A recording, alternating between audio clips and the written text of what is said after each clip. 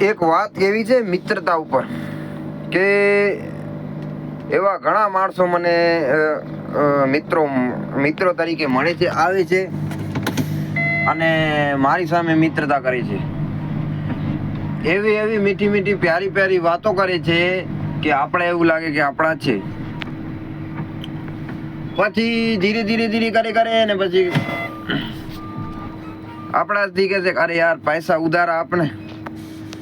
જો ઉધાર આપી દઉં તો જે દિવસમાં 50 ફોન કરવા વાળો આપણે કહે છે કે હું તારો એવો મિત્ર છું, એ 6 મહિનામાં એક પણ ફોન ન કરે, કારણ કે હવે પૈસા માગશે તો મિત્રને બદનામ કરનારા આવા નુગરા માણસો. મિત્ર તો સાચો હોય, મિત્રને આ સંબંધને બદનામ કરવા વાળા લુખાઓ મિત્રતાનો ઢોંગ કરીને પૈસા હડપવાનું કામ કરે છે. અને જો આપણે પૈસા ન દઈએ તો આપણાથી મિત્રતા કેન્સલ કરી નાખે છે કે તું મારો મિત્ર નથી, તું મારા ઉપર એટલો વિશ્વાસ નથી કરતો, મને પૈસા નથી આપતો ઉધારા, આપણી પાસે હોય અથવા ન હોય તો પછી શું અમારા ઘર બાર નથી? એ લુખાઓને જવાબ આપું છું કે એના નંબર પણ મારા ફોનમાં સેવ છે અને સ્ટેટસમાં રાખું છું. આ લુખાઓ શું અમારો ઘર ફેમિલી નથી? શું અમે કમાવીએ છીએ, તમે તમારા લુખાઓ માટે કમાવીએ છીએ? ક્યાંક કટોરો લઈને ભીખ માંગો? શું તમારી માતાના કુખમાં કંઈક એવી ખામી હશે કે તમે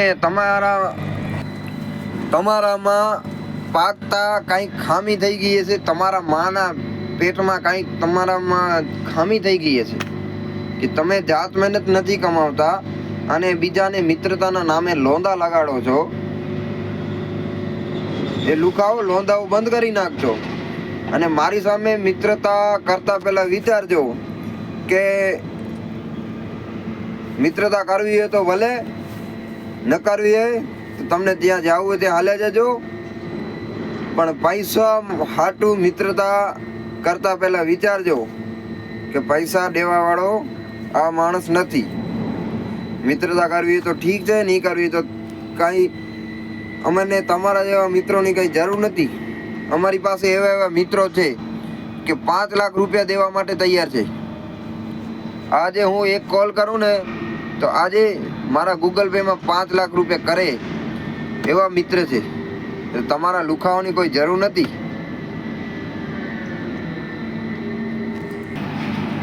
મેં કોઈને ચૂનો નથી લગાડ્યો, મેં કોઈના રૂપિયા નથી લીધા. ગમે તેટલો મિત્રો હોય તો મિત્રથી પૈસા માંગાય નહીં.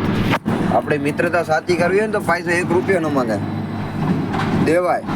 તમે ન દઈ શકતા તો કોઈ વાંધો નથી, ના દેવો ના લ્યો. હું કોઈ દિવસ મિત્રથી પૈસા નથી લીધા. ન હોય એક દિવસ તો ભૂખ્યો રહું છું, એટલી ખુમારી છે, એટલી મર્દાનગી છે. તમારા અમે ખુમારી નથી, મર્દાનગી નથી. બાયલા વેડા કરો છો અને પોતાને કાંઈક ઊંચી જાતિ બતાવો છો કે અમે આ છીએ, અમારા ખૂનમાં આ છે.